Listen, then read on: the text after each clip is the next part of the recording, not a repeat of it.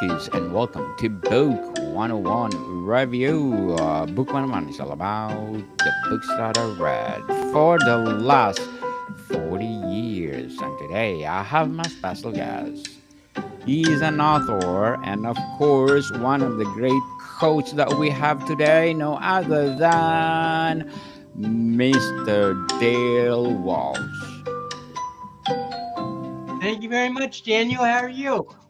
I'm fabulous, fabulous like you, Mr. Dale. And can you please introduce more about yourself?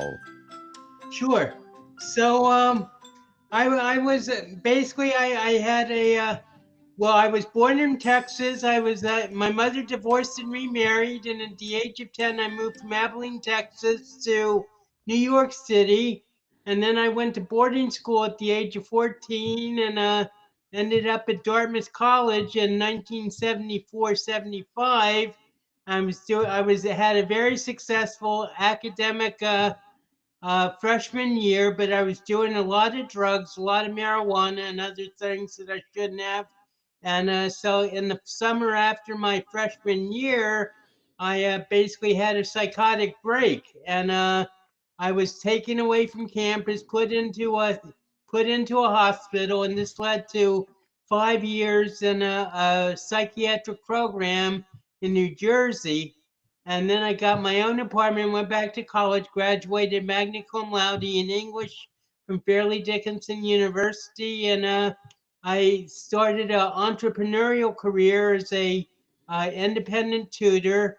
All this time, I was living independently, unsupervised by myself, and so it's been a very interesting 50-year journey for me. And I'm just thank the Lord for every day I wake up, and thank Him for that I've come out of it as well as I have. Mr. Dale Walsh, thank you so much for sharing your books, your coaching to the world. So, Mr. Dale, let's talk about mental health today. So, what is a mental health and why is it important? Well, mental health, of course, is crucial to being happy and to becoming a productive person in society and everything. But I think we should make a distinction between what is mental health, which is what everybody talks about, and mental illness, which is a dysfunction where a person is unable uh, you- to fully enter into society and successfully navigate the maze of life. So, um, what happened to me was I had a psychotic break, which meant I lost touch with reality, and I was hospitalized. And what happened was I was walking around. I came up with what I thought was a great joke, which was, "Hi, I'm God," and I was walking around campus telling everybody my joke, which I thought was based upon a punchline of how could God be 5'8". So authority didn't like it too much. So 3 days later, I was in the infirmary on campus, and 2 days later, I was in a mental hospital in New York City, and that was mental illness. And my my journey towards mental health has been very involved. It's taken years of therapy, and really as you say, I'm an author. I have an archive of 5,000 poems, and that's really been therapeutic in helping me get back to a state of sanity because and back to a state of mental health. But when I was sick, I was really sick. I didn't realize the absurdity and the folly of my calling myself God, and that was basically my delusion. And so a delusion is like a series, is a structure of identity where you believe false thoughts about yourself that aren't true, that are out of touch with reality. So there is a difference between health and mental illness, Daniel. Certainly. So, Mr. Dale, how does mental health impact physical health? Um, well, actually, there's been a lot of research done, and um, one of the things about physical health is your physical health is reflected in your mental health, because the better your attitude, the stronger your immune system, and also the more you're going to be able to cope with the demands of modern life, which are, as you know, very varied. So mental health is, I feel, an essential part of physical health, but that doesn't mean that if you have mental health, you're going to necessarily have physical health. But it does improve your immune system and helps you like fight off more physical illnesses the healthier you are mentally. So, Mr. Dale, what are the common mental health disorders? Okay, well, there's schizophrenia, which is what I had, which is commonly diagnosed when people have hallucinations, whether auditory, like hearing things, or seeing things, visual or auditory hallucinations and delusions, and also disorganized thought, and then uh, the interesting thing about my case, Daniel, is I never hallucinated in my life. Even though I have a diagnosis of schizophrenia, I never hallucinated. But that's very rare for a schizophrenic. I don't know if you know that movie, A Beautiful Mind, with Russell Crowe. Have you ever heard of it? Yes, it won the Well, Oscar. that was a study of this guy named John Nash, who was a Nobel Prize winner, and Yes. he had schizophrenia, and it's a very good portrayal of schizophrenia. But when people ask me, how did it reflect on my schizophrenia, I said, well, it's very good depiction of schizophrenia, but it's not my schizophrenia, because every case is different. But in answer to your other question about what are mental illnesses, there's a bipolar, which used to be called manic depression, which is where you have like great mood swings, and that can lead to psychosis, which is once again being out of touch with reality. There's depression, there's anxiety, there are all sorts of mental illnesses. There's actually a whole 600-page book with possible diagnoses. So I can't go into it obviously all here. Certainly, Mr. Dale. So, what the early warning signs of mental health issues? Disinterest in what you always enjoyed, uh, social withdrawal, uh, well, of course, every diagnosis has like different warning signs, but basically, with schizophrenia, it's sort of like hypermanic or disorganized thinking, sort of like where you can't put sentences together and make coherent statements and stuff. And then also delusions and hearing things.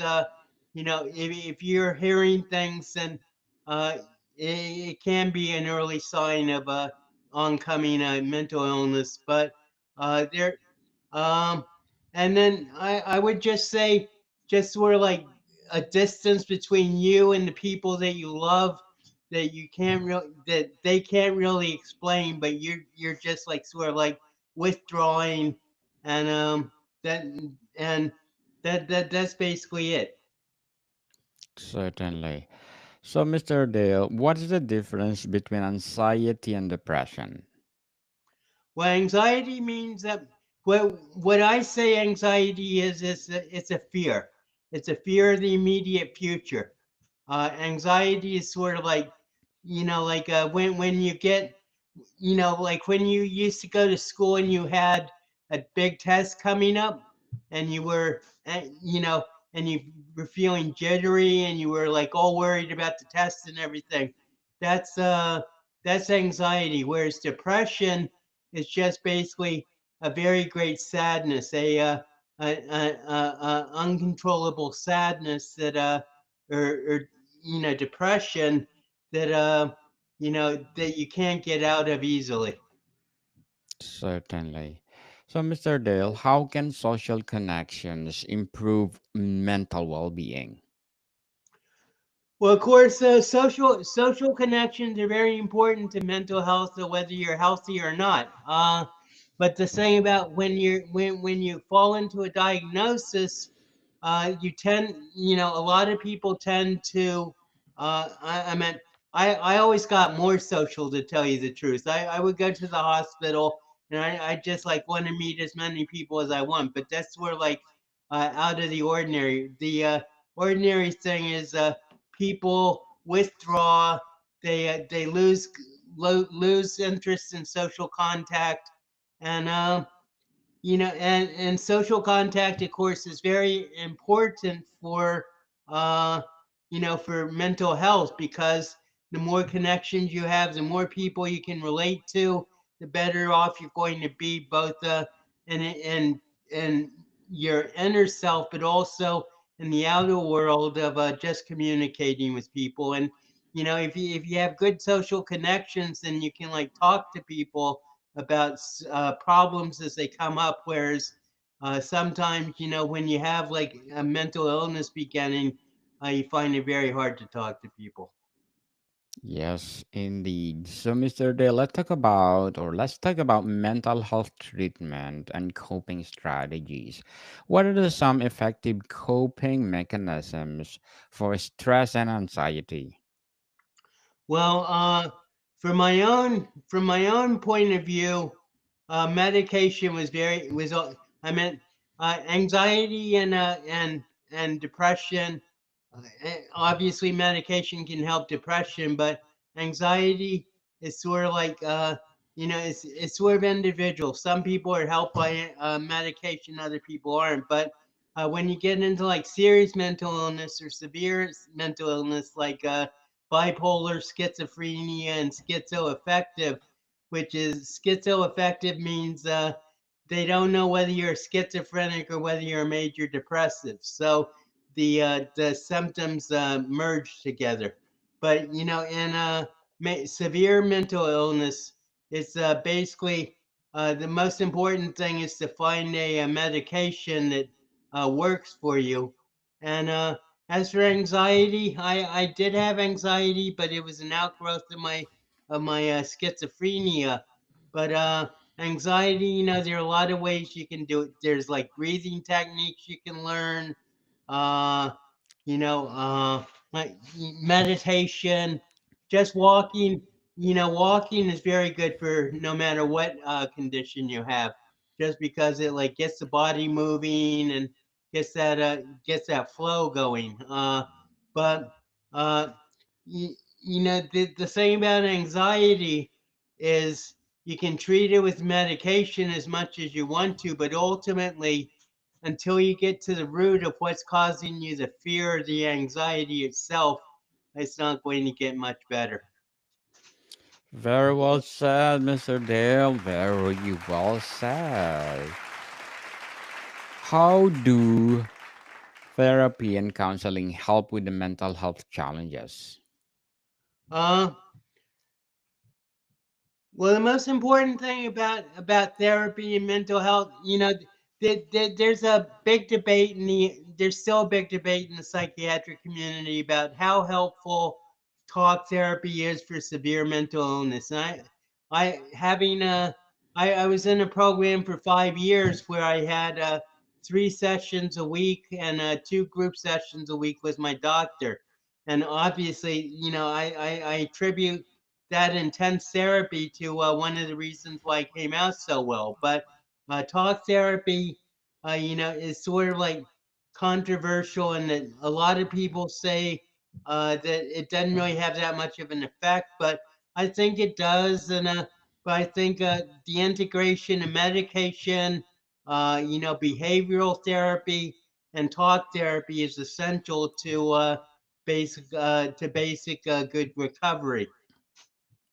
Definitely. So, Mr. Dale, what would be your advice for those people out there suffering from mental illnesses, Mental what? mental disorder?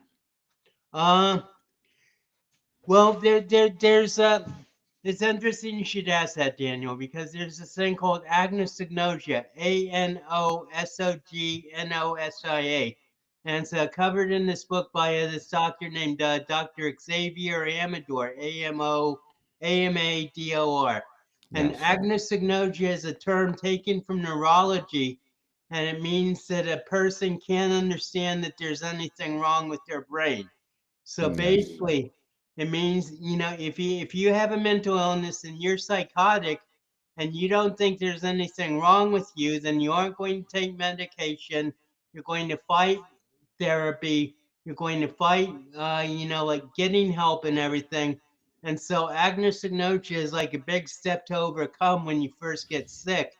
But ultimately, the best advice I would give is just like be aware of yourself and come to terms with the fact that you need help, and don't be afraid to ask for help, because if you don't ask for help, then you're just going to get further and further alienated.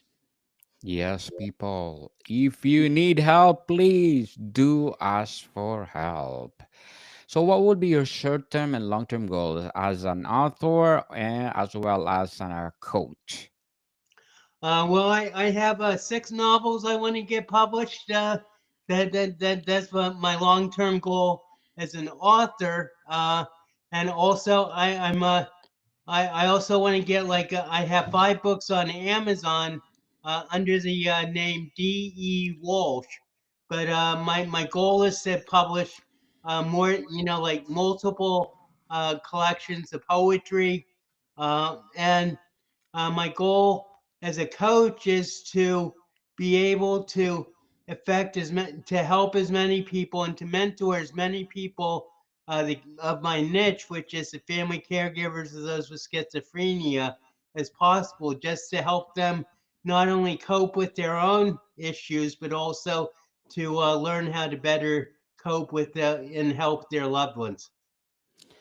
So, Mr. Dale, good luck for your goals and thank you so much for your advice.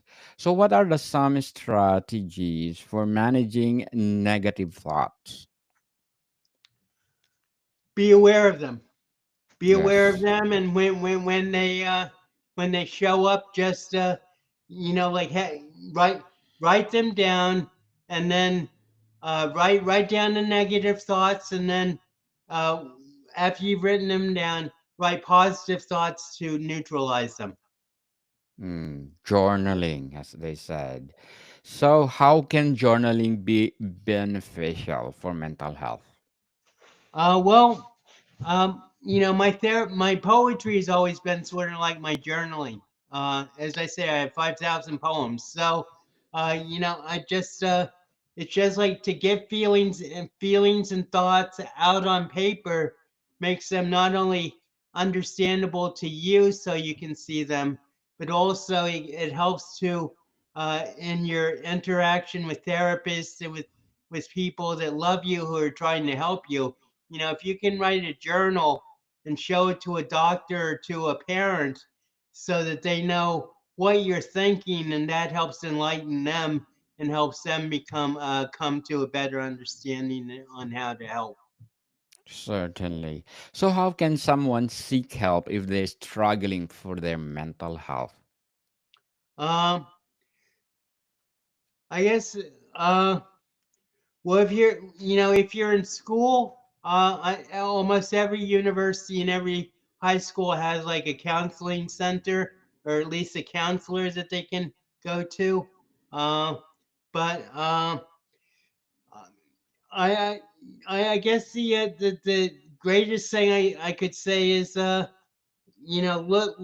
just do your own research, do your due diligence, and Google, or like look into a therapist, or if you're feeling depressed, like sort of like see, just like sort of Google, who should I see for depression, and the internet has like a basically infinite resources for like who to see and everything, and and try to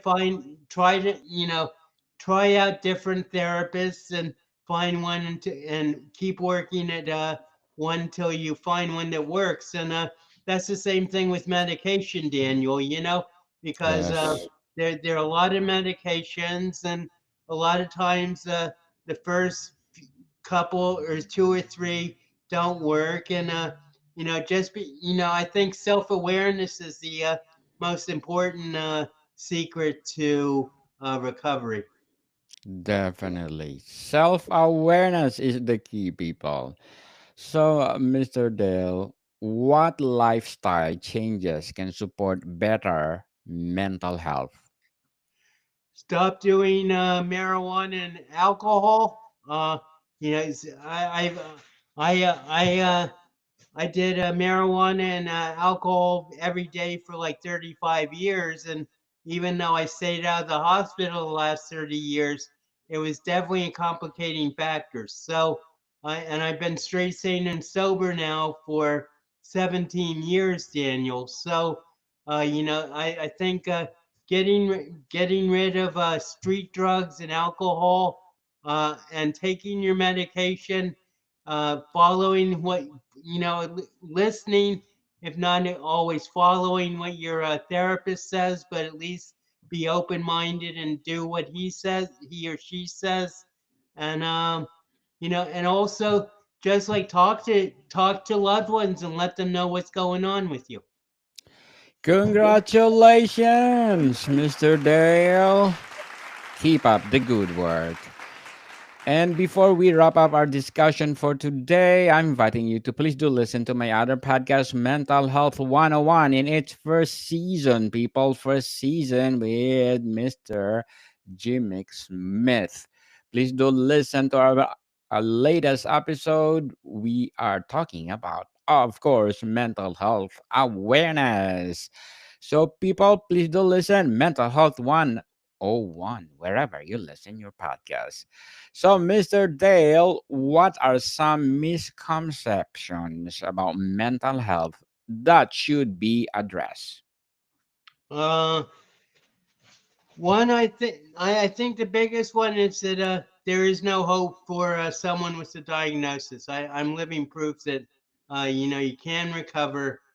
Although part of my company is Do Live Love, which is part of my company is my motto is recovery is always an option, and I've sort of dropped that because sometimes if you don't find the right medication, or if you don't find the right way, then it can be very difficult to recover. And some people just get lost in the system. And with the criminalization of people with mental illness, it's becoming more and more difficult for a lot of people to recover. But my greatest advice is take your medication, but also just be aware of your illness and act accordingly. Mr. Dale E. Walsh, thank you so much for sharing your knowledge to the world, I should say, as well as your books and coaching the world. So, can you please invite our listeners to support your books as well as being a coach? Okay, well, my website is www.dewlivelove. That's all one word. DWLIVELOVE.net. And my books are available at Amazon under the name D.E. Walsh. So if you put Poetry Collections by D.E. Walsh in the search bar, you should be able to find them. Definitely. Can you be my guest on my abstract poetry and let's talk about your poetry, Mr. Dale? Sure, I would love to, Daniel. Just let me know. Yes, kindly book to my calendar and let's talk about your poetry. Let's read them and, well, let's empower your poetry in the world. So, Mr. Dale, thank you so much for your time. And people, let's support Mr. Dale E. Walsh because if you support him, more and more and more books to come and more coaching to come. So, Mr. Dale, thank you for your time. Thank you very much, Daniel. It's been a pleasure being here, and thank you for your time. More to come, people. See you soon.